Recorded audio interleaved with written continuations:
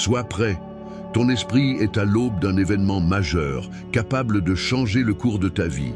Ces derniers temps, tu t'es battu, tu t'es frayé un chemin, tu as surmonté des obstacles internes et externes, comme si tu préparais le terrain pour une percée. Tout le mois d'août a été rempli de cette tension. Chaque effort, chaque pensée claire, chaque pas en avant n'ont pas été vains. Tout cela s'est accumulé dans ton champ, comme une énergie prête à se transformer en une nouvelle forme. Mais c'est précisément maintenant, dans la dernière ligne droite, que vous devez faire face à une épreuve particulièrement difficile. Il suffit de laisser quelqu'un vous toucher ou entrer dans votre espace pour que tout cela se disperse, comme de la fumée dans le vent. Les derniers jours d'août ne sont pas comme d'habitude. Ils semblent chargés d'une électricité invisible, imprégnée d'un sens caché et d'une puissance. Ce ne sont pas de simples dates sur le calendrier, ce sont des portes qui mènent à un nouvel état. Chaque effort, chaque grain de force et de sagesse que vous avez acquis au cours de ce mois sont maintenant concentrés au bord du passage. Mais il y a une subtilité. Si vous laissez l'énergie d'autrui envahir votre espace, tout ce travail pourrait être compromis. Un seul contact, une seule rencontre insignifiante ou même une phrase fortuite peuvent perturber votre état d'esprit et faire disparaître le potentiel accumulé avant qu'il ne s'ancre définitivement en vous. Ce n'est pas de la paranoïa, c'est une précision qui exige de la discipline. Car c'est précisément maintenant que votre fréquence s'élève plus haut que jamais au cours du mois. Et demain, cette croissance atteindra son apogée, se transformant en un seuil, une frontière au-delà de laquelle une nouvelle étape commencera. Si vous parvenez à protéger cette fréquence, elle deviendra votre soutien. Sinon, vous aurez l'impression que tout s'est figé et que vous vous retrouvez à nouveau dans vos anciennes limites. C'est pourquoi vous ne pouvez vous permettre la moindre faiblesse en ce moment. La façon dont vous passerez ces heures et ces jours déterminera la façon dont vous entrerez dans le mois de septembre et avec lui, dans un nouveau cycle. Cette période semble avoir été créée pour vous mettre en mode d'isolement énergétique complet, dans une sorte de quarantaine où vous êtes votre propre gardien. Et il ne s'agit pas seulement d'une distance physique avec les autres. L'air lui-même semble avoir changé. On remarque une tension dans le comportement des gens autour de nous, des changements brusques d'humeur, et l'atmosphère est empreinte d'une sorte de léger bruissement, d'une légère électricité statique, difficile à expliquer rationnellement. Mais ce n'est pas une illusion. C'est le signe qu'une fenêtre métaphysique rare s'est ouverte et que, à travers elle, le monde des énergies invisibles interagit avec nous de manière beaucoup plus active. De telles fenêtres n'apparaissent pas chaque année. Parfois, elles sont absentes pendant des cycles entiers. Mais pour l'instant, elle est ouverte. Et c'est précisément pour cette raison que les influences extérieures deviennent plus insistantes.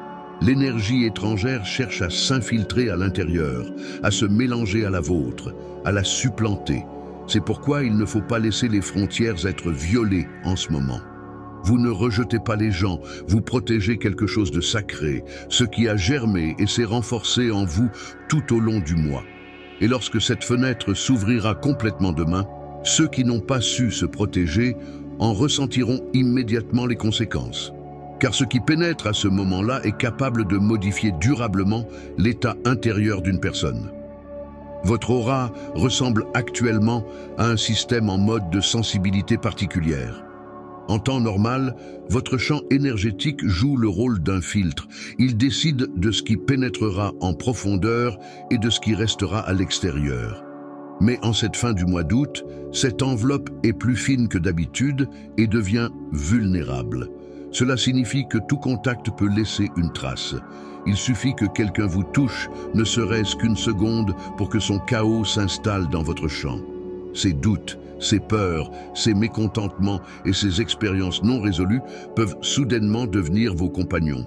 Et même si tout peut sembler innocent à première vue, une poignée de main, une tape amicale sur l'épaule, un geste d'encouragement, cela devient un point de transmission. Votre énergie fonctionne actuellement à haute tension, comme un courant électrique, et cette force s'accompagne d'une certaine fragilité. Chaque contact physique est une sorte de clé qui ouvre l'accès à des tourbillons étrangers. Et si vous laissez cela pénétrer à l'intérieur, vous pouvez sentir comment la vitesse se perd, la légèreté disparaît et tout ce que vous avez construit s'arrête. Le cosmos a maintenant mis en place des combinaisons astrologiques dans lesquelles l'énergie n'est pas seulement amplifiée, mais aussi transmise, multipliée. Ce que vous portez en vous peut se développer, mais ce que vous absorbez de l'extérieur peut également se développer et vous envahir. Par conséquent, la seule issue est une autodéfense totale et rigoureuse. À l'heure actuelle, votre aura n'est ni un marché ouvert ni un bien commun. Elle est désormais un coffre-fort qu'il ne faut pas ouvrir. Il faut la protéger aussi soigneusement que votre souffle. Le danger ne réside pas dans ce qui est évident, mais dans ce qui semble généralement inoffensif. Un geste amical, un contact fugace, une proximité innocente, c'est précisément là que se cache la possibilité d'une perte. Des moments ordinaires, qui n'étaient auparavant qu'une expression d'attention ou d'habitude, deviennent aujourd'hui des nœuds d'échange d'énergie. Et la vérité est que chaque contact est une transaction. Quand quelqu'un vous touche, une partie de son état intérieur pénètre en vous. L'envie, l'anxiété, la fatigue, tout cela peut se transmettre, même si la personne n'en est pas consciente. Et votre sensibilité accrue transforme ce processus d'une goutte en un torrent. Et bien que tout le monde ne le fasse pas avec de mauvaises intentions, c'est souvent une manifestation sincère d'attention ou d'affection, même les bonnes intentions peuvent désormais constituer un obstacle. Cela ne signifie pas qu'il faille ériger des murs et rejeter les personnes que vous aimez. Cela signifie qu'il faut rester conscient et se poser la question au bon moment. Ce moment est-il sûr pour moi ? Car si votre énergie est perturbée, il ne sera pas facile de la rétablir à son niveau de clarté antérieure. Cela prendra des jours, et actuellement, le moindre retard peut changer toute la trajectoire future. Actuellement, votre enveloppe énergétique n'est pas aussi dense que d'habitude. Elle est comme devenue poreuse, et les frontières entre votre intérieur et votre extérieur se sont estompées. Cela signifie que le moindre contact efface littéralement ces lignes. Et avec cela, les intentions des autres peuvent s'infiltrer à l'intérieur, qu'elles soient bonnes, indifférentes ou destructrices. Chaque frontière que vous ne défendez pas vous-même sera franchie par d'autres. Le contact n'est donc pas seulement une interaction physique, c'est une question de souveraineté. En ce moment, votre énergie ressemble à un métal précieux en cours de purification, à de l'or liquide débarrassé de ses impuretés. Et la tâche de ces jours-ci est de ne pas le dissoudre entre les mains des autres, mais de le sceller, de le fixer, de le préserver. Imaginez que vous ayez passé un mois à sculpter un motif complexe dans un cristal fragile. Chaque mouvement, chaque trait était réfléchi et précis. Et voilà qu'à la toute fin, quelqu'un laisse accidentellement une empreinte digitale sur la surface. Il ne voulait pas gâcher ton travail, mais le résultat est estompé. Il en va de même aujourd'hui. La phase finale nécessite une protection particulière, sinon toute intervention entraînera une perte coûteuse. C'est précisément pour cette raison que ta maison et ton corps doivent être fortifiés comme un temple et un vase. Pas besoin de rituels complexes ou d'instruments coûteux. Tout dépend de l'intention. Mettre de l'ordre, purifier l'espace, bénir son logement, ce n'est pas une question d'apparence, mais une déclaration intérieure. C'est mon espace, il n'y a que mon énergie ici. Lorsque vous dépoussiérez, vous ne nettoyez pas seulement la surface, vous balayez l'énergie stagnante. Lorsque vous ouvrez les fenêtres, vous laissez entrer l'air qui ravive les murs. Chaque action, chaque petit geste devient une protection. Votre maison peut devenir votre forteresse où il n'y aura pas de place pour les intrusions accidentelles. Un simple geste, allumer une bougie, réorganiser les objets pour que l'espace respire, prononcer des mots de bénédiction, tout cela renforce votre champ. Ce n'est pas tant l'action qui importe que l'intention intérieure. Lorsque vous avez une forteresse, vous y retournez et vous ressentez un soulagement, comme si votre âme expirait. L'énergie de ces jours-ci n'est pas neutre. Elle est chargée, multipliée, électrisée. Ceux qui ont avancé tout au long du mois deviennent comme des aimants qui attirent ce que les autres ne peuvent retenir. Les gens le ressentent, même s'ils ne peuvent l'expliquer avec des mots. Ils sont attirés vers vous parce que votre force les attire. Mais c'est là que réside le danger. Chaque contact devient un point de transmission. Les gens vous transmettent inconsciemment ce qu'ils ont du mal à porter eux-mêmes. Irritation, envie, fatigue. Même des inconnus peuvent le faire par une poignée de main ou une collision accidentelle. En temps normal, vous pourriez facilement vous débarrasser de l'influence des autres. Mais aujourd'hui, cela fonctionne beaucoup plus fort. Les nœuds astrologiques vous ont transformé en paratonnerre pour les états d'autrui. Ils sentent votre lumière et cherchent à se décharger près de vous. Mais ils s'en vont plus facilement. Et vous restez avec un poids étranger qui ne vous a jamais appartenu. C'est pourquoi renoncer à tout contact superflu n'est pas aujourd'hui un isolement, mais une question de survie. Il y a des périodes dans l'année où l'espace guide l'homme vers son fort intérieur.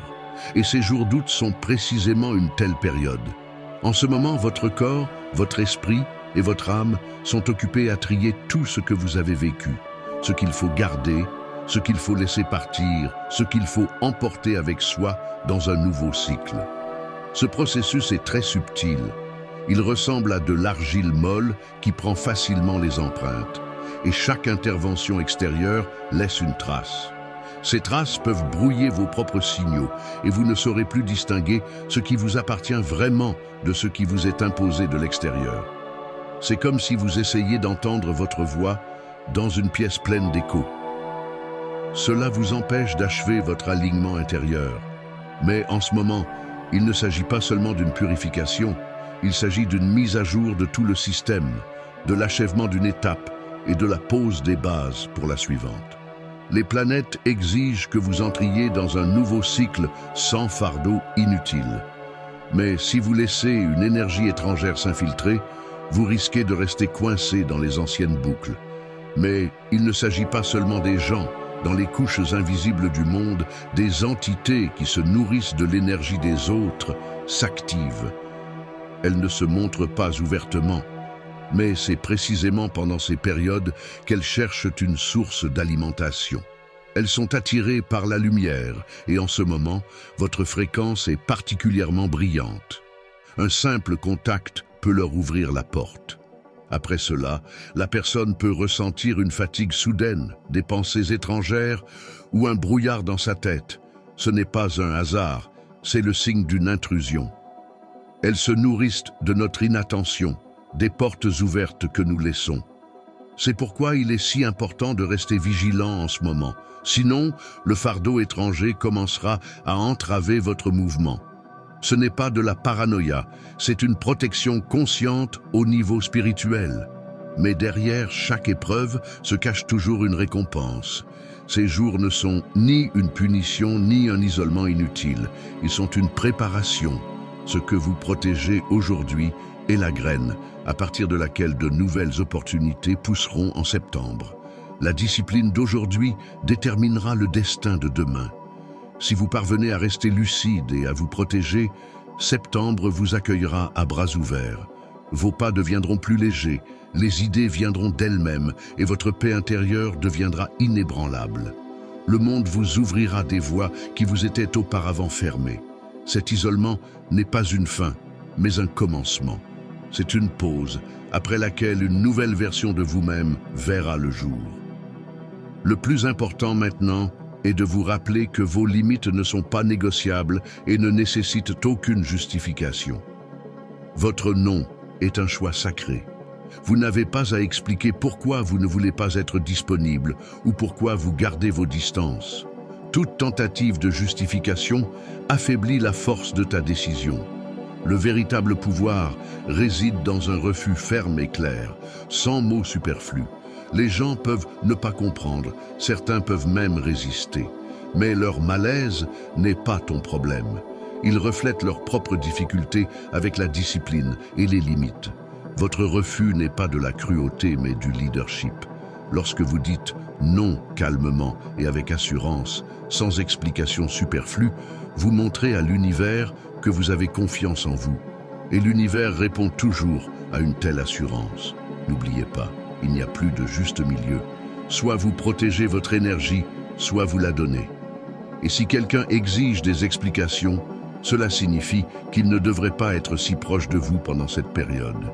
Que votre silence et votre distance soient votre réponse définitive. Et enfin, la solitude. Elle n'est ni un vide, ni une punition.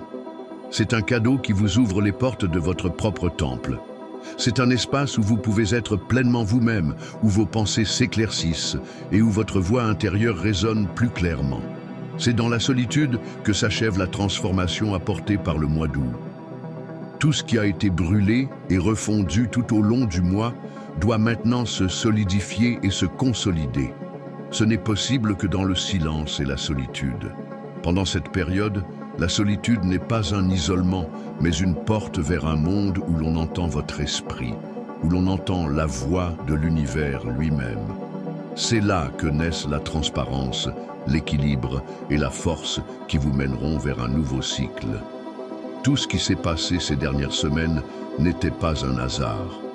Vous vous êtes retrouvés comme dans une forge où votre métal intérieur a été trempé.